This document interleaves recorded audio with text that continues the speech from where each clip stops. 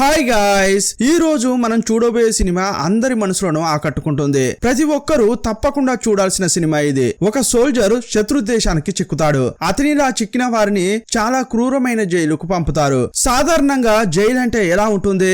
Jail నుంచి తప్పించుకోకుండా చాలా ఎత్తైన వాచ్ టవర్ ఉంటుంది. అక్కడి నుంచి చూసి ఎవరైనా పారిపోతుంటే గార్డ్స్ షూట్ చేసి చంపుతారు. కానీ ఆ జైలుకు 4 గోడలు ఉండవు, ఇనుప ఊచలు ఉండవు, ఇలాంటి వాచ్ టవర్ కూడా ఉండదు. ఆ జైలు ఎడారిలో ఓపెన్ గా ఉంటుంది. అక్కడి నుంచి ఎవరైనా ఎస్కేప్ అయితే తప్పించుకోవడం సంగతి అటుంచితే బతకడం అసాధ్యం. కానీ ఒక సోల్జర్ అక్కడి నుంచి తప్పించుకోవడానికి ప్రయత్నించాడు. ఆ తర్వాత ఏం జరిగిందనేది చాలా ఆసక్తిగా చెప్పిన సినిమా ఇది. ఈ సినిమా పేరు as far as my feet will carry me. ఇది జర్మన్ మూవీ. ఇక ఆలస్యం చేయకుండా సినిమాలోకి వెళ్దామా?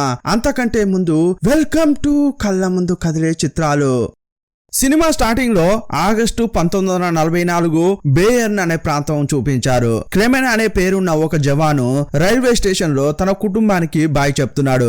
అతడు యుద్ధానికి వెళ్తుంటే భార్య కూతురు సెండ్ ఆఫ్ ఇస్తున్నారు. వీరికి ఒక పాప ఉంది. భార్య మళ్ళీ ప్రెగ్నెంట్. తండ్రిని పిలిచిన కూతురు డాడీ వచ్చేటప్పుడు పోస్ట్ కార్డు తీసుకురండి అని చెప్పింది. వచ్చే క్రిస్మస్ లోపు తప్పకుండా ఇంటికి వస్తానని చెప్పి హీరో వెళ్లిపోయాడు. యుద్ధానికి వెళ్లిన వాడు శత్రు దేశానికి చిక్కాడు. ఇతడు రష్యా దేశంతో పోరాడాడు. రష్యా ఆర్మీ కోర్టులో క్లెమెన్ ను విచారించారు. 25 ఏళ్ల కఠిన కారాగార శిక్ష విధించారు. ఇతనిలాగే చాలా మంది ఖైదీలను ఒక ట్రైన్ లో ఎక్కించి చాలా క్రూరమైన జైలుకు పంపిస్తున్నారు. ఒక ట్రైన్ ఖైదీలను ఎక్కించుకుని ఆ జైలుకు వెళ్తోంది. ఖైదీలను చాలా హీనంగా ఆ ట్రైన్ లో తీసుకెళ్తున్నారు. రష్యాలో ఎముకలు కొరికే చలి ఉంది. చలి నుంచి రక్షించుకోవడానికి ట్రైన్ లో కట్టెలతో మంట పెట్టుకోవచ్చు. కానీ అలాంటి వసతి వీరికి కల్పించలేదు. తినడానికి భోజనం, తాగడానికి నీళ్లు కూడా ఇవ్వలేదు. చలిని తట్టుకోలేక హీరో తన దగ్గర ఉన్న లైటర్ ను వెలిగించాడు. కానీ అది ఏ మాత్రమూ సరిపోలేదు. ఆ ఖైదీల్లో ఒకతడు చనిపోయాడు. సీన్ కట్ చేస్తే అక్టోబర్ లో హీరోయిన్ కు ఒక లెటర్ వచ్చింది. తన భర్త కనిపించట్లేదని, అతని వివరాలు తెలిస్తే చెప్పండి కొన్ని సంస్థలకు ఆమె లెటర్స్ రాసింది. కానీ నీ భర్త గురించి ఎలాంటి ఆచూకీ లేదని వారు లెటర్ పంపించారు. ఇంకోవైపు కూతురు ఎలాగైనా చేసి క్రిస్మస్ లోపు మా నాన్నను పంపు దేవుడా అని వేడుకుంది. వీరు ఇప్పుడు వెళ్తున్న చోటు చాలా దూరంలో ఉంది. ఆ లోపు చనిపోతామా అని ట్రైన్ లో ఉన్నవారు ఏడుస్తున్నారు. కోపంలో ఒకరికొకరు కొట్టుకుంటున్నారు. ఒక స్టేషన్ లో ట్రైన్ ఆగగానే ఒక్కో ఖైదీకి 4 కర్రల చొప్పున ఇచ్చారు. ఆ తర్వాత కొంతే భోజనం ఇచ్చి మళ్లీ ట్రైన్ ఎక్కించారు. చివరకు వీరు రావాల్సిన చోటుకు వచ్చారు. అందరినీ అక్కడి జవాన్లు గన్ ఎక్కి పెట్టి దింపారు. 2 రోజుల పాటు వారికి భోజనం లేదు, నీళ్లు కూడా తాగలేదు. ట్రైన్ దిగగానే మంచు ముద్దలను చూసి ఆబగా తింటున్నారు. కానీ రష్యా సైనికులు మంచును కూడా తిననివ్వట్లేదు. అందరూ లైన్ లో నిలబడండి అని హుకుం జారీ చేశారు. ఒకరి వెనుక ఒకరిని నడిపించుకుంటూ తీసుకెళ్తున్నారు. జైలు ఉండే చోటుకు నడిచే వెళ్ళాలి. వీరిని సేఫ్ గా తీసుకెళ్లడానికి రష్యా సైనికులు చాలా మంది వచ్చారు. కొందరు నడిచి ప్రాణాలు కోల్పోయారు. కొందరు టైర్ లో కింద పడితే వారిని లేపి కొరడాలతో కొట్టి నడిపిస్తున్నారు. 1945 డిసెంబర్ లో వారు రావాల్సిన జైలుకు వచ్చారు. హీరో క్రిస్మస్ కు వస్తానని చెప్పాడే, ఆ క్రిస్మస్ అయిపోయిన విషయం కూడా అతనికి తెలియలేదు. ఈ ఖైదీలను చూసుకోవడానికి ఒక ఆఫీసర్ ను కమాండర్ పిలిచాడు. వచ్చిన ఖైదీల్లో చాలా మంది రోగాల బారిన పడ్డారు. పలువురికి ఇన్సులిన్ ఇంజెక్షన్ చేయాల్సి ఉంది. అక్కడ ఒక డాక్టర్ ఇంజెక్షన్ వేయాలి ఇవ్వండి అంటుంటే ఒక లేడీ ఇవ్వనని అంటోంది. అదే టైంలో సీనియర్ ఆఫీసర్ వచ్చి, ఏంటి డాక్టర్ చాలా తొందర పడుతున్నారు? కొత్త ఖైదీలు చాలా మంది వచ్చారు, మీకు అక్కడ పనుంది రండి అని పిలిచాడు. కొత్తగా వచ్చిన వారిని వరుసగా నిలబెట్టారు. అప్పుడు హీరో ఒక విషయం గమనించాడు. జైలు అంటే గోడలు ఉంటాయి, ఊచలు ఉంటాయి, అందులో వారిని బంధిస్తారు. ఒకవేళ ఎవరైనా తప్పించుకోవడానికి ప్రయత్నిస్తే ఎత్తైన వాచ్ టవర్ ద్వారా గార్డ్స్ చూస్తుంటారు. తప్పించుకునే వారిని షూట్ చేస్తారు. కానీ అవేవి ఇక్కడ లేవు. అప్పుడు పక్కనున్న ఖైదీ అవన్నీ ఇక్కడ ఉండవు, ఎందుకంటే ఇక్కడ నుంచి తప్పించుకోవడం అనేది అసాధ్యం అంటుంటాడు. సడన్ గా నిలబడిన వాళ్ళలో ఒకడు కింద పడ్డాడు. వెంటనే రష్యా సైనికులు అతన్ని కాల్చి చంపారు. ఇక్కడికి వచ్చిన డాక్టర్ ఎంతమంది ఉన్నారో లెక్క పెట్టాడు. ఈ డాక్టర్ కూడా రష్యాకు వ్యతిరేకంగా యుద్ధం చేయడానికి వచ్చి దొరికిపోయిన ఒక సోల్జరే. ఇతడు కూడా సుమారు ఖైదే. కానీ అతడు డాక్టర్ కావడం వల్ల అతని సాయం వీరికి అవసరం కాబట్టి కొంచెం బాగా చూసుకుంటున్నారు. ఇంతకీ నన్ను ఎందుకు పిలిచారు అని డాక్టర్ అడుగుతుంటే, వీరిలో ఎవరైతే కింద పడితే మేం కాల్చి చంపుతున్నామో వారికి మీరు డెత్ సర్టిఫికెట్ ఇవ్వాలని ఆఫీసర్ చెప్తున్నాడు. డాక్టర్ ను ప్రాణాలు కాపాడడానికి పిలవలేదు, చనిపోయాడని సంతకం చేయడానికి పిలిచారు. ఆ తర్వాత ఇంకొకరు కింద పడతారు, అతన్ని కూడా కాల్చి చంపుతారు. మళ్ళీ ఎంతమంది ఉన్నారని లెక్కిస్తారు. ఇలా రాత్రి వరకు జరిగింది. ఆ తర్వాత అందరి పాకెట్లు చెక్ చేశారు. ఒకటి డ్రెస్ విప్పితే అతడు గజగజ వణుకుతున్నాడు. పాపమని హీరో తన కోటు ఇవ్వబోతుంటే కుదరదని చెప్పారు. ఇక్కడ వీరు రాళ్లు కొట్టే పని చేయాలి. వారు చేసే పనుల్లో బొగ్గును తవ్వి తీయడం చాలా కష్టమైన పని. ఇంకోవైపు భర్తను కనిపెట్టడానికి హీరోయిన్ చాలా మందిని కలుస్తోంది. నేషనల్ కమిటీని కలిసి నా భర్త గురించి ఏమైనా తెలిసిందా అని ఆరా తీసింది. ఆచూకీ లేదని వారు చెప్పారు. ఇప్పుడు 1949లో చూపించారు. 4 ఏళ్లుగా రాళ్లు పగలగొట్టడం, బొగ్గు తీయడం వంటి పనులు చేస్తూనే ఉన్నారు. సొరంగంలో పనిచేస్తుంటే ప్రమాదం జరిగి కొందరు చనిపోయారు. వారిని చూసి ఏడుస్తుంటే సీనియర్ ఆఫీసర్ పిలుస్తున్నాడని ఒకడు హీరోని పిలిచాడు. నువ్వు మెకానిక్ కదా అని సీనియర్ ఆఫీసర్ అడిగితే అవునని హీరో చెప్పాడు. ఒక జనరేటర్ రిపేర్ అయితే దాన్ని బాగు చేయమన్నారు. అదే టైంలో అక్కడ ఎవరూ లేకపోవడంతో హీరో తప్పించుకోవాలని అనుకున్నాడు. బొగ్గును తీసుకెళ్లే వెహికల్ లో ఎక్కాడు. సడన్ గా ఎవరో బ్రేక్ వేసి ఆపారు. తప్పించుకోవడానికి ప్రయత్నిస్తున్న హీరోను రష్యా సైనికుడు లాక్ చేశాడు. హీరోను తీసుకొచ్చి ఎండకు ఎండి వానకు తడిసేలా శిక్ష వేశారు. అప్పుడు సీనియర్ ఆఫీసర్ వచ్చి, రేయ్ నువ్వు ఇక్కడి నుంచి ఎలా తప్పించుకుంటావు? ఒకవేళ నువ్వు తప్పించుకున్నా పక్కనున్న అమెరికాలోని అలస్కాకే వెళ్ళగలవు. ఎందుకంటే సరిహద్దుల్లో అదే ఉంది. కానీ మాకు అమెరికాకు ఒక అగ్రిమెంట్ ఉంది. నువ్వు అక్కడికి వెళ్ళినా కూడా మా ఖైదీలను మాకే అప్పగించాలని ఒప్పందం చేసుకున్నాం. అందువల్ల ఇకపై జాగ్రత్తగా ఉండు అని హెచ్చరించాడు. కొన్నాళ్ల తర్వాత మిగతా ఖైదీలతో చేర్చారు. అప్పుడు మిగతా ఖైదీలంతా వచ్చి హీరోను బాగా కొడుతున్నారు. అప్పుడు హీరోను వారిలోనే ఒక ఆయన కాపాడాడు. డాక్టర్ వచ్చి ట్రీట్మెంట్ చేస్తుంటే నన్ను వారంతా ఎందుకు కొట్టారని అడిగాడు. నువ్వు తప్పించుకున్నావని రష్యా సైనికులు మిగతా వారికి 4 రోజులు తిండి పెట్టలేదు. అందుకే ఆ కోపంతో నిన్ను కొట్టారని డాక్టర్ చెప్పాడు. ప్లాన్ లేకుండా పారిపోవడం తెలివి తక్కువతనం అని అతడు చెప్పాడు. అప్పుడు డాక్టర్ ను హీరో బతిమిలాడుతున్నాడు. నా గురించి నా కుటుంబానికి ఎలాంటి సమాచారం లేదు. అందువల్ల నేను బాగానే ఉన్నానని నా కుటుంబానికి ఒక్క లెటర్ మాత్రం రాయండి అని బతిమిలాడాడు. ఆ మాట విని డాక్టర్ చాలా బాధపడ్డాడు. కానీ ఏం చెప్పాడంటే మనం చాలా కష్టపడి లెటర్ రాసినా అది ఇంటికి చేరదు, వీళ్ళు పోనివ్వరు అని చెప్పాడు. ఇంకోవైపు హీరో కుటుంబం హీరో నుంచి లెటర్ రాదా అని కళ్ళు కాయలు కాచేలా ఎదురు చూస్తున్నారు. పోస్ట్ మ్యాన్ ని చూడగానే లెటర్ వచ్చిందా అని అడుగుతుంటారు. హీరో డిశ్చార్జ్ అవుతుంటే డాక్టర్ ఒక భయంకరమైన విషయం చెప్పాడు. భూగర్భంలో బొగ్గు తీయడం డేంజర్. కంటిన్యూగా అదే పని చేస్తుంటే లీడ్ పాయిజనింగ్ అని విషయం ఎక్కి సొరంగంలో పనిచేసే వారు చనిపోవడం ఖాయం. ఈ విషయాన్ని రష్యా ఆర్మీ దాచిపెట్టి మీతో పనిచేయిస్తోందని చెప్పాడు. 4 ఏళ్లుగా ఇక్కడే ఉన్న హీరో తప్పించుకుంటా అంటున్నాడు. అప్పుడు డాక్టర్ ఏమంటున్నాడంటే పక్కా ప్లాన్ తో తప్పించుకోవచ్చు. అలా వెళ్ళాలంటే వేసుకోవడానికి దుస్తులు కావాలి, తినడానికి తిండి ఉండాలి, భోజనాన్ని ప్యాక్ చేసి తీసుకెళ్లాలి, కాళ్లకు షూ ఉండాలి, వెళ్లే దిశ తెలుసుకోవడానికి క్యాంపస్ కావాలి, బాగా చలి ఉంటుంది కాబట్టి మంటను రాజేయడం తెలుసుకోవాలి. ఇదంతా నీ వల్ల అయితేనే పారిపో అని మ్యాప్ లో ఒక ప్రాంతాన్ని చూపించి ఇటువైపు వెళ్లాలని డాక్టర్ చెప్పాడు. ఆ తర్వాత తన దుస్తులను క్యాంపస్ ను ఇచ్చాడు. లోడ్ చేసిన తుపాకీ కూడా ఇచ్చాడు. భోజనం పొట్లాలను ఒక చోట దాచిపెట్టాడు. వాటిని తీసుకో అని చెప్పాడు. చివరగా ఒక క్యాన్ ను హీరోకు ఇచ్చాడు. దాని కింద ఒక అడ్రస్ చెక్కబడి ఉంది. ఈ డాక్టర్ ఇంతకు ముందు తప్పించుకోవాలని ఇవన్నీ రెడీ చేసుకున్నాడు. కానీ ఎందుకు తప్పించుకోలేదంటే 2 నెలల క్రితం ఇతనికి క్యాన్సర్ ఉన్నట్లు తెలిసింది. తను ఎలాగూ చనిపోతాడు. అందువల్ల ఇతనైనా తప్పించుకోనిద్దామని సాయం చేస్తున్నాడు. ఈ అడ్రస్ లో ఉండే నా భార్య దగ్గరకు వెళ్లి నేను 1950 మేలో చనిపోయానని చెప్పు. ఎందుకంటే మేలో ఆ ఏరియాలో పువ్వులు బాగా పూస్తాయి. ఆ పువ్వులతో నా సమాధికి అంజలి ఘటించడానికి తనకు ఎలాంటి ఇబ్బంది ఉండదు. జనవరి ఫిబ్రవరి అంటే పువ్వులు దొరకడం కష్టం. నా భార్య నా కోసం కష్టపడకూడదు అని అతడు అలా చెబుతున్నాడు. రేపు ఎలాగూ రష్యా సైనికులు నిన్ను వెతుక్కుంటూ వస్తారు. నువ్వు ఎటువైపు వెళ్ళావని వాళ్ళు అనుకోవాలంటే రైట్ సైడ్ వెళ్ళావని వాళ్ళు అనుకోవాలి. కానీ వాళ్ళ అంచనాను నువ్వు తలకిందులు చేసేలా చాలా కష్టంగా ఉండే వైపు వెళ్ళాలి. ఆ దిశలో వెళ్తే ఎండులో సముద్రం వస్తుంది. అతడు అన్ని విషయాలు చెబుతున్న క్రమంలో బయట నుంచి ఒక సౌండ్ వినిపించింది. ఏంట్రా అని చూస్తే బయట ఒక ఆఫీసరు ఆ డాక్టర్ తో అసభ్యంగా ప్రవర్తిస్తుంటాడు. అప్పుడు ఆమె అతన్ని ఒక్క దెబ్బ కొట్టింది. ఆ శబ్దమే వీరికి వినిపించింది. ఇంకోవైపు శబ్దం చేయకుండా హీరో బయటకు వెళ్తున్నాడు. డాక్టర్ చెప్పిన చోట వెతికాడు. అక్కడ ఆహార పొట్లాలు, దుస్తులు ఇంకొన్ని కనిపించాయి. అది తీసుకుని అక్కడి నుంచి పారిపోతున్నాడు. మరుసటి రోజు వీళ్ళు ఖైదీలను లెక్కించారు. కానీ ఒకరు తప్పించుకున్నారని తెలిసింది. అందువల్ల డాక్టర్ పైనే మొదట సందేహం కలిగింది. డాక్టర్ ని అడుగుదాం చూద్దామని అతని రూమ్ కు వచ్చారు. చూస్తే ఆల్రెడీ డాక్టర్ తనను తాను గొంతు కోసుకుని చనిపోయాడు. ఎందుకంటే తనను చిత్రవధ చేసి అతని గురించి విచారిస్తారు.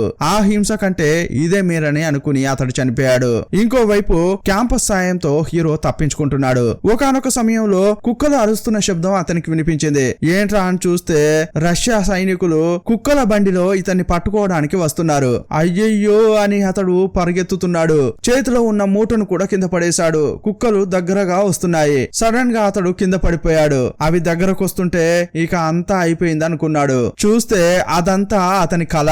ఇంతకు ముందు హీరో తప్పించుకోవడానికి ప్రయత్నించినందుకే మిగతా ఖైదీలకు 4 రోజులు భోజనం పెట్టలేదు. కానీ ఇప్పుడు హీరో నిజంగానే తప్పించుకున్నాడు. ఇక వారు ఊరికే ఉంటారా? అప్పుడు ఆఫీసర్లు వచ్చి మీకు ఆహారం పెట్టము అని అంటున్నారు. అప్పుడు ఈ ఖైదీలంతా మీరు భోజనం పెట్టకుంటే పని చేయమని అంటున్నారు. అప్పుడు సీనియర్ ఆఫీసర్ ఏంటి మీకు అంత పొగరా, నన్నే ఎదిరించి మాట్లాడతావా అని గన్ తీసి అతన్ని షూట్ చేశాడు. ఇదే టైంలో హీరోని వెతుక్కుంటూ ఆ డాక్టర్ అన్నట్లుగానే రైట్ సైడ్ వెతుక్కుంటూ ఒక టీం వెళ్ళింది. వాళ్ళు చాలా దూరం వెళ్లి వెతికి చూశారు. కానీ అతడు ఎక్కడా కనిపించలేదని తిరిగి వచ్చారు. అదే టైంలో కమాండర్ ఆఫీస్ నుంచి సీనియర్ ఆఫీసర్ ను పిలిచారు. అప్పుడు అతడు వెళ్లి ఏంటి సార్ పిలిచారు అని అడిగాడు. ఏంటయ్యా ఇక్కడ కాపలా కాయడమే నీ పని, కానీ అది చేయకుండా నువ్వేం చేస్తున్నావు? నీ పర్ఫార్మెన్స్ సరిగా లేదని కమాండర్ అంటున్నాడు. ఒక ఖైదీ ఎస్కేప్ అయ్యాడు, ఇంకో ఖైదీని నువ్వు కాల్చి చంపావు. చచ్చింది కూడా పర్వాలేదు, ఏదో రోగం గీగం వచ్చిందని మనం ఏదో మేనేజ్ చేయొచ్చు. కానీ తప్పించుకున్న విషయం గాని బయటకు వచ్చిందో మన గురించి చాలా హీనంగా మాట్లాడతారు. అందువల్ల ఏం చేస్తావంటే హీరో తప్పించుకుని పారిపోలేదు, అతడు చనిపోయాడని చెప్పి కేసును ముగించు అని చెప్పాడు. కానీ సీనియర్ ఏమంటున్నాడంటే లేదు వాడు ఎక్కడో ప్రాణాలతోనే ఉండి ఉంటాడు, వాడు బతికే ఉంటాడు, అయినా కూడా కేసు అలాగే రాయాలా అంటున్నాడు. ఇంకోవైపు హీరోను చూపించారు. అతడు నడుస్తూనే ఉన్నాడు. అతడు నడుచుకుంటూ వెళ్తుంటే ముందు చూస్తే ఆల్రెడీ నడిచిన కాళ్ళ అచ్చులు ఉన్నాయి. ఏంట్రా ఇవి ఉన్నాయి, ఆల్రెడీ ఇక్కడ ఎవరైనా ఉన్నారా అని అనుకుంటున్నాడు. అప్పుడే అతనికి ఒక ఆలోచన వచ్చింది. ఆ అడుగులో తన కాలు తీసి పెట్టాడు. పర్ఫెక్ట్ గా మ్యాచ్ అయిపోయింది. అప్పుడు అతడు ఏమనుకుంటున్నాడంటే ఇది అయితే నా కాలు అచ్చే. యాక్చువల్ గా దిశ తెలియకుండా ఇతడు సర్కిల్ గా తిరుగుతున్నాడు. మళ్ళీ ఆత్మవిశ్వాసం కోల్పోకుండా నడవడం ప్రారంభించాడు. ఇతడు అనవసరంగా రౌండ్ గా తిరగడం వల్ల భోజనం అయిపోయింది. అలాగే నడుచుకుంటూ వెళ్తున్నాడు. ఓపిక నశించి కింద పడ్డాడు. తినడానికి ఏమీ లేదు. అప్పుడు ఏదో శబ్దం వినిపించింది. అటువైపు చూస్తే నీటి ఏనుగు అక్కడ తిరుగుతోంది. అది నీటి ఏనుగో నీటి కుక్కో ఏదో సరిగా తెలియదు. తెలిసిన వారు కామెంట్ బాక్స్ లో పెట్టండి. అప్పుడు ఇతని దగ్గర ఉన్న తుపాకీ తీసి దాన్ని కాల్చాడు. ఆ శబ్దం విని అది ఇతని నుంచి తప్పించుకోవడానికి ట్రై చేస్తోంది. అది వేగంగా వెళ్తుంటే ఇతడు దాన్ని పట్టుకోవడానికి పరిగెత్తాడు. అప్పుడు 2 మంచు ముద్దల మధ్య అతని కాలు ఇరుక్కుపోయింది. కింద వేరే నీళ్లు ఉన్నాయి. అందువల్ల ఆ డ్రెస్ తడిచిపోయింది. అసలే చలి, ఇక ఇతడు కూడా తడిసిపోవడం వల్ల చలి ఇంకా ఎక్కువైంది. అదంతా మేనేజ్ చేసుకుని పైకి వచ్చి దాన్ని షూట్ చేశాడు. అది చనిపోయిన తర్వాత దాన్ని కోసి తింటున్నాడు. ఇది గాని దొరకకుంటే అతడు ఆకలితో చనిపోయేవాడే. ఆ తర్వాత కొంత మాంసాన్ని కట్టుకుని తీసుకుని వెళ్తున్నాడు. అతడు అలా వెళ్తూనే ఉన్నాడు. ఎక్కడ చూసినా కూడా మంచు నీళ్లే. ఒకానొక చోట మాత్రం ఎండిపోయిన చెట్టు ఒకటి ఉంది. దాన్ని చూసిన తర్వాత అతనికి ఆత్మవిశ్వాసం కలిగింది. ఎందుకంటే ఇక్కడ గడ్డి గిడ్డి ఏది పెరగదు. అయినా కూడా ఈ చెట్టు ఇక్కడ పెరిగిందే. ఇలాంటి పరిస్థితుల్లో కూడా ఇది మొలకెత్తిందంటే నేను కూడా ఇంత కష్టమైన పరిస్థితుల్లో కూడా బయటపడగలను అనుకుంటున్నాడు. ఆ చెట్టును హత్తుకుని ఏడుస్తున్నాడు. ఇంకోవైపు సీనియర్ ఆఫీసర్ ఏయ్యా ఇక్కడ ఒకడు తప్పించుకున్నాడు కదా, అలా తప్పించుకున్న సంగతి చుట్టుపక్కల మొత్తం చెప్పారా అని అంటున్నాడు. ఆ చెప్పామయ్యా, 500 కిలోమీటర్ల వరకు ఈ విషయం వెళ్ళింది అని చెప్పాడు ఇంకొకడు. అప్పుడు ఈ సీనియర్ ఆఫీసర్ ఈ పాటికే వాడు 500 కిలోమీటర్లు దాటి వెళ్లి ఉంటాడు, ఇంకొంచెం మీరు సర్చ్ ను దూరం పెంచాలి అంటుంటాడు. ఇంకోవైపు హీరో సైబీరియన్ ఫారెస్ట్ లోకి వచ్చాడు. రాత్రిపూట వెచ్చదనం కోసం మఠ పెట్టాడు. అప్పుడే ఒక ఇద్దరు అక్కడికి వచ్చారు. ఇతన్ని చూడగానే కనిపెట్టారు. నువ్వు ఆ జైలు నుంచి తప్పించుకున్న వానివే కదా అంటున్నారు. నువ్వేం భయపడకు, ఇలాంటి పరిస్థితుల్లో నువ్వొక్కడివి ఇక్కడ జీవించలేవు. మాట్లాడకుండా నువ్వు కూడా మాతో వచ్చేయి, మనం ముగ్గురం కలిసి వెళ్ళిపోదాం అంటున్నారు. కానీ ఇతడు లేదు నేను మిమ్మల్ని నమ్మలేను అంటాడు. ఒంటరిగానే నేను వెళుతా అని చెప్పాడు. సరే నీ ఇష్టం అని చెప్పి వాళ్ళు అక్కడి నుంచి వెళ్లారు. వెళ్లేటప్పుడు తుఫాన్ రాబోతోంది, జాగ్రత్తగా ఉండు అని చెప్పారు. వాళ్ళు చెప్పినట్లుగానే కొంచెం సేపట్లోనే తుఫాన్ వచ్చింది. గాలి చాలా వేగంగా వీస్తోంది. నడవడానికి చాలా కష్టపడుతున్నాడు. సడన్ గా చెట్లు కూడా కూలిపోతున్నాయి. అదే టైంలో కరెక్ట్ గా ఒక చెట్టు ఇతని పైనే పడింది. ఆ ఇద్దరిలో ఒకతడు ఎందుకు ఎందుకైనా మంచిది వీడు ప్రాణాలతో ఉన్నాడా లేదా చూసొద్దామని ఒక అతడు వచ్చాడు. చూస్తే ఒక చెట్టు కింద ఇతడు పడి ఉన్నాడు. ప్రాణాలతో ఉన్నాడా అని చెక్ చేశాడు. అప్పుడు ఒకరి పేరును ఇంకొకరు చెప్పుకుని పరిచయం చేసుకున్నారు. చెట్టు కింద పడి ఉన్న హీరోను అతడు కాపాడాడు. అప్పుడు మేము ఇటువైపు వెళ్తున్నాం, నువ్వు మాతో రావాలనుకుంటే రావచ్చు అని పిలిచారు. ఈ ఏరియా మాకు బాగా తెలుసు కాబట్టి రా అని పిలిచారు. ఈసారి హీరో వాళ్ళతో వెళ్ళడానికి సరేనన్నాడు. ముగ్గురు కలిసి అడవిలోంచి నడుచుకుంటూ వెళ్తున్నారు. ఇప్పుడు సంవత్సరం 1950. మధ్యలో వాగు లాంటిది వచ్చింది. దాన్ని దాటడం కోసం కర్రలన్నీ కలిపి పడవలాగా తయారు చేశారు. వీళ్ళు ఒక పర్వత ప్రాంతాన్ని వెతుక్కుంటూ వెళ్తున్నారు. ఇంకోవైపు హీరో ఏమో ఇంటికి వెళ్లాలని చాలా ఆశలతో వెళ్తున్నాడు. ఇదే టైంలో నీరు వేగంగా ప్రవహిస్తోంది. అందువల్ల ఆ ఇద్దరిలో ఒకతడు నీటిలో పడిపోయాడు. కానీ ఇంకొకడు నేను తప్పించుకుంటే చాలు అని చెప్పి హీరోతో వెళ్దాం పదా అంటున్నాడు. కానీ హీరోకు తనతో పాటు వచ్చిన వాణ్ణి అలా వదిలేసి వెళ్ళడం ఇష్టం లేదు. అతన్ని కాపాడడం కోసం హీరో కూడా నీటిలో దూకాడు. అతన్ని కాపాడి ఒడ్డుకు తీసుకొచ్చాడు. కానీ ఇంకొకతడు మాత్రం వీళ్ళను పట్టించుకోకుండా వెళ్లిపోయాడు. ఆ పడవలోనే ముగ్గురు యొక్క దుస్తులు ఉన్నాయి. వాళ్ళు తినడానికి పెట్టుకున్న ఐటమ్స్ కూడా ఉన్నాయి. అవన్నీ తీసుకుని సంతోషంగా వెళ్లిపోతున్నాడు. ఇతడు అక్కడికి వచ్చి చూస్తే ఒక గుడిసె లాంటిది ఉంది. అందులో వెళ్లి ఉన్నాడు. ఇంకోవైపు వేరే దారి లేక వీళ్ళు నడుచుకుంటే వస్తున్నారు. అదే టైంలో గుడిసెలో ఉన్న ద్రోహి వీళ్ళ మూటలను విప్పి చూస్తున్నాడు. ఏదైనా విలువైన వస్తువు ఉందా అని చూస్తున్నాడు. ఇదంతో పాటు ఇంకొకతడు వచ్చాడే, అతని బ్యాగులో చూస్తే కొంత బంగారం ఉంది. ఆ బంగారాన్ని తీసుకున్నాడు. చాలా సంతోషపడుతున్నాడు. కొన్నాళ్ల తర్వాత వీళ్ళు నడుచుకుంటూ ఇతడు ఉన్న చోటుకు వచ్చారు. అతన్ని చూస్తూ నీకెంత ధైర్యం ఉంటే మమ్మల్ని అలాగే వదిలేసి వస్తావు, కొంచెమైనా బుద్ధి ఉందా అని అతడు తిడుతున్నాడు. వీళ్ళ యొక్క మూటలు విప్పబడి ఉన్నాయి. అది చూసిన అతడు ఏంట్రా మా డ్రెస్సులన్నీ ఓపెన్ చేసి చూసావు, లోపల ఏదైనా విలువైన వస్తువు ఉందా అని వెతికి చూసినట్లున్నావు. ఇదే టైంలో ఆ పెద్ద ఆయన తన బంగారాన్ని అతడు కొట్టేసినట్లు గమనించాడు. అప్పుడు కోపంతో తుపాకీ తీసి కాల్చబోయాడు. వద్దు అని హీరో ఆపబోయాడు. కానీ ఆలోపే అతడు తుపాకీతో అతని తలపై కొట్టాడు. ద్రోహం చేసిన వాణ్ణి కాల్చిపారేశాడు. అక్కడికక్కడే అతడు చనిపోయాడు. పద్ధతిగానే అతన్ని పాతి పెడదామని హీరో చెప్తున్నాడు. లేదు లేదు, ఇక్కడున్న పక్షులకు ఆహారం వద్దా, అతన్ని అలాగే వదిలేసి వెళ్దామని ఆ పెద్దాయన అన్నాడు. మళ్ళీ వారి ప్రయాణం కొనసాగుతోంది. కొంత దూరం వెళ్ళాక ఈ పెద్ద ఆయన నడవలేకపోతున్నాడు. ఎందుకండి అంత కష్టపడుతున్నారు, కావాలంటే మీ మూటనివ్వండి నేను మోస్తా అంటున్నాడు హీరో. కానీ ఆ పెద్ద ఆయన ఏమనుకుంటున్నాడంటే నా దగ్గర బంగారం ఉందని వీనికి తెలిసినట్లుంది, అది కొట్టేయడానికి నా మూటను అడుగుతున్నాడు ఇతడు అనుకున్నాడు. ఆ కోపంలో హీరోను అక్కడి నుంచి కొట్టి తోసేశాడు. అది ఎత్తైన ప్రదేశం కాబట్టి అతడు దొర్లుకుంటూ వచ్చి బలంగా ఏదో తాకి మైకంలో పడిపోయాడు. ఇంకోవైపు హీరో యొక్క కూతురును చూపించారు. ఆమె కొంచెం పెద్దదైంది. నిద్రలో పీడకల వచ్చినట్లుంది, లేచింది. ఇటువైపు హీరో కొంచెం సేపు అయ్యాక మెలకువలోకి వచ్చాడు. చుట్టూ నక్కలు ఇతన్ని అటాక్ చేయడానికి రెడీగా ఉన్నాయి. వాటి నుంచి తప్పించుకోవడానికి వేరే దారి లేక ఒక ఎత్తైన చెట్టు ఎక్కాడు. కానీ ఆ నక్కలు ఎగురుకుంటూ అతని కాలును కొరుకుతున్నాయి. అతని ప్యాంటును కొరుకుతూ కిందకు లాగుతున్నాయి. సడన్ గా అతడు కింద పడిపోయాడు. అంతే, ఇక నా పని అయిపోయింది అనుకుంటున్నాడు. సడన్ గా ఏదో తుపాకీ శబ్దం వినిపించింది. ఆ శబ్దం వినిపించగానే నక్కలు అక్కడి నుంచి పారిపోయాయి. మళ్ళీ హీరో మైకంలో పడిపోయాడు. చూస్తే అలా కాల్చింది వేరెవరో కాదు, అటువైపు వచ్చిన వేటగాళ్లు. హీరోను కాపాడి తీసుకెళ్తున్నారు. వాళ్ళ యొక్క గ్రామానికి హీరోను తీసుకెళ్లారు. వాళ్లకు తెలిసిన వైద్యం చేశారు. చనిపోయే స్థితిలో ఉన్న హీరోను కాపాడారు. కళ్ళు తెరిచిన హీరో తనను కాపాడిన వారికి కృతజ్ఞతలు చెప్తున్నాడు. వాళ్ళలో ఒక అమ్మాయి ఉంది. ఆమె పేరు అరేనా. ఆమెకు హీరోపై ప్రేమ కలిగింది. హీరో పక్కనే ఉండి అతన్ని జాగ్రత్తగా చూసుకుంటోంది. ఇంకోవైపు సీనియర్ ను కలవడానికి ఒక ఆఫీసర్ వేగంగా వచ్చాడు. ఏంట్రా అంటే వయసైన ఒక ఆయన మన సరిహద్దును దాటి పక్కనున్న సరిహద్దుకు వెళ్ళాడు. అతని దగ్గర బంగారం ఉంది. ఆ బంగారం ఇచ్చి నాకు పాస్పోర్ట్ ఇవ్వమని అడిగాడు. అతన్ని పట్టుకుని విచారిస్తే తాను వచ్చిన దారిలో ఒక జర్మనీ వాణ్ణి చూశానని, అతడు మేబీ వీళ్ళ జైలు నుంచి తప్పించుకున్న వాడై ఉంటాడని అతడు చెప్పాడు. ఎవరయ్యా అతడు, అతన్ని విచారించి అన్ని తెలుసుకుంటా అతని దగ్గరికి తీసుకెళ్ళండి అని సీనియర్ ఆఫీసర్ చెప్పాడు. సీనియర్ ఆఫీసర్ అక్కడికి వచ్చేసరికి ఆ పెద్ద ఆయన ఆల్రెడీ ఊరేసుకుని చనిపోయాడు. హీరో ప్రాణాలతో ఉన్నాడని తెలియగానే చుట్టుపక్కల గ్రామాలకు ఒక సందేశం పంపారు. ఒక జర్మన్ సోల్జర్ తప్పించుకుని తిరుగుతున్నాడు. అతని గురించి తెలిస్తే రష్యా ఆర్మీకి తెలియజేయాలి. ఇలా రేడియోలో అనౌన్స్మెంట్ ఇచ్చారు. ఆ విషయాన్ని హీరోను కాపాడిన వేటగాళ్లలో ఒక అతడు విన్నాడు. అప్పుడు నేరుగా అతడు హీరో దగ్గరికి వచ్చే చెప్తున్నాడు. నీ గురించే అనౌన్స్మెంట్ ఇస్తున్నారు అని చెప్పాడు. హీరో ఇక్కడే ఉంటే వీళ్ళకు వీళ్లకు ఆపద.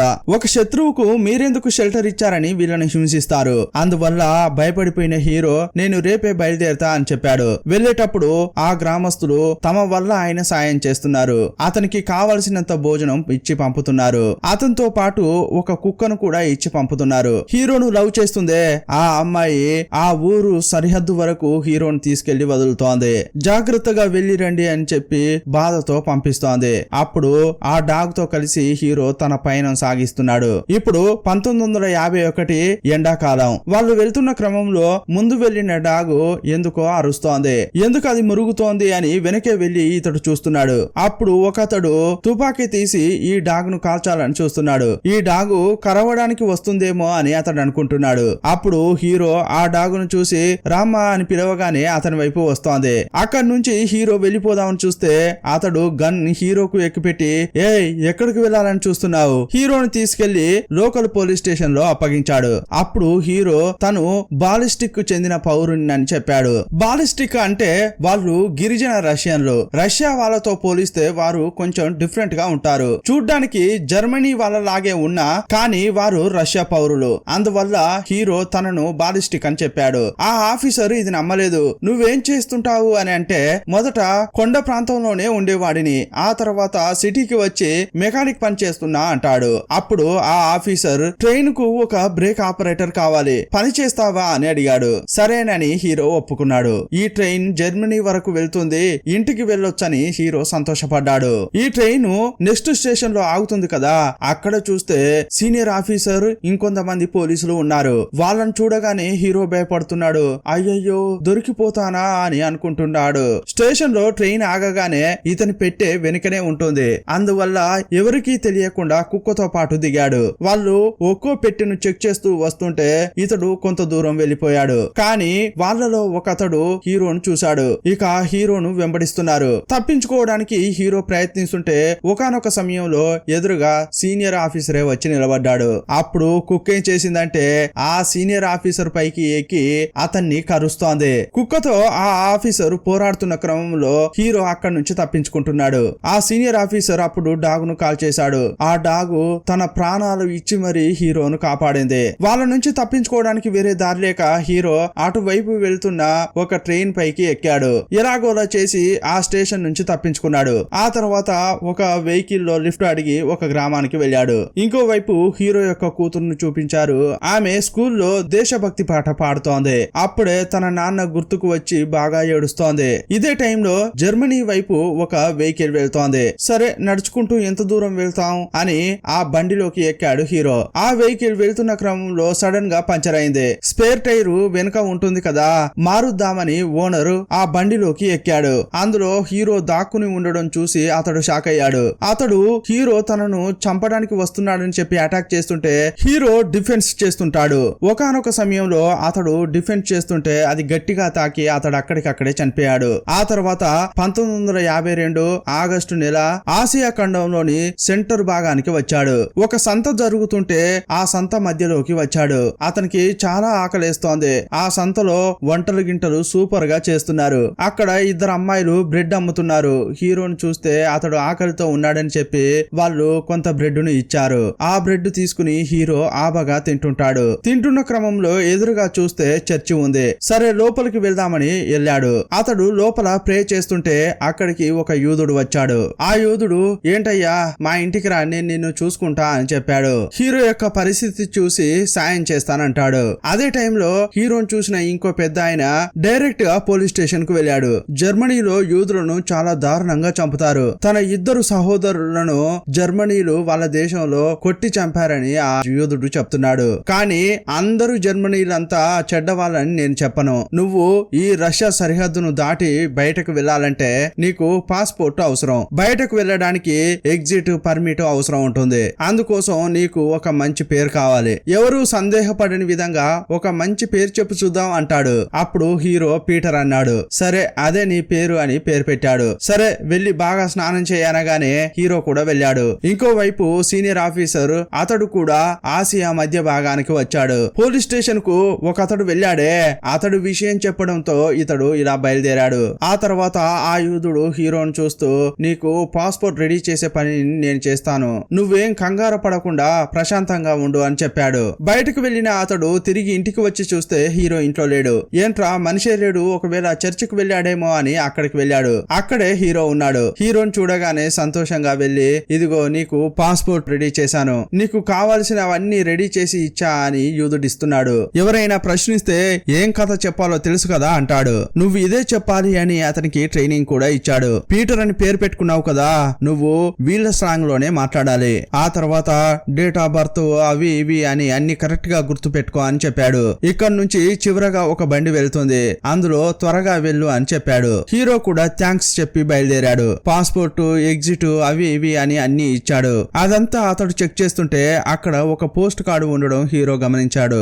తన కూతురు వచ్చేటప్పుడు పోస్ట్ కార్డ్స్ కొనుక్కుని తీసుకురమ్మని చెప్పింది కదా, ఆ విషయం గుర్తుకొచ్చింది. ఒక పోస్ట్ కార్డును కొన్నాడు. ఇక ట్రైన్ లోకి ఎక్కాడు. సీన్ కట్ చేస్తే ఆ సీనియర్ ఆఫీసర్ సాయం చేసిన యూత్ ని ఇంటికి వచ్చాడు. నువ్వు సాయం చేసిన ఆ జర్మనీ వాడు ఎక్కడా అని అడిగాడు. కానీ అతని దగ్గర ఎలాంటి ఆధారము లేదు. అయినా కూడా అతన్ని విచారణ చేస్తున్నాడు. అతడు అలా విచారించడంతో ఇతనికి భయం వేసి హార్ట్ అటాకే వచ్చింది. సడన్ గా కింద పడిపోయాడు. ఇక తను చనిపోతాడని అర్థం చేసుకున్నాడు. ఇక ఎలాగూ చనిపోతానని తెలిసి, అవునరా అతనికి నేనే సాయం చేశాను, నీ వల్ల అయితే అతన్ని పట్టుకోరా అని చెప్పి చనిపోయాడు. అతడు ప్రాణాలతో ఉంటే చిత్రవధ చేసి విచారించేవారు. ఇంకోవైపు హీరో ట్రైన్ ఎక్కి దిగి ఇంకో బండి పట్టుకుని వెళ్తున్నాడు.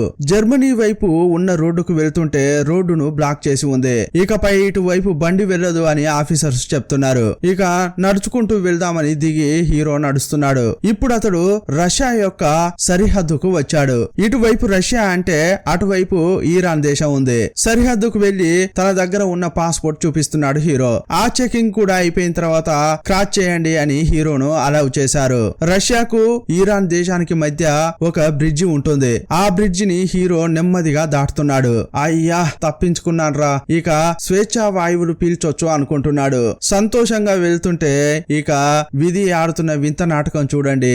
ఎదురుగా సీనియర్ ఆఫీసర్ ఉన్నాడు. అయినా కూడా భయాన్ని ముఖంలో చూపించకుండా హీరో నేరుగా వెళ్తున్నాడు. అప్పుడు అడ్డుగా ఉన్న ఆ సీనియర్ ఆఫీసర్ దారి వదిలి పక్కకు జరిగాడు. అతడు రష్యాను దాటి ఇరాన్ వైపు వచ్చాడు. కానీ ఇప్పుడు ఇరానీయులు ఏమంటున్నారంటే, హీరో వచ్చేటప్పుడు రష్యా సీనియర్ ఆఫీసర్ ను చూసి కొంచెం సేపు ఆగాడు కదా, అదంతా చూసిన వారు ఒకవేళ ఇతడు రష్యా ఏజెంట్ ఏమో, ఇరాన్ లో నిఘా కోసం వస్తున్నాడేమో అని అనుమానించారు. హీరోను పట్టుకుని జైల్లో వేశారు.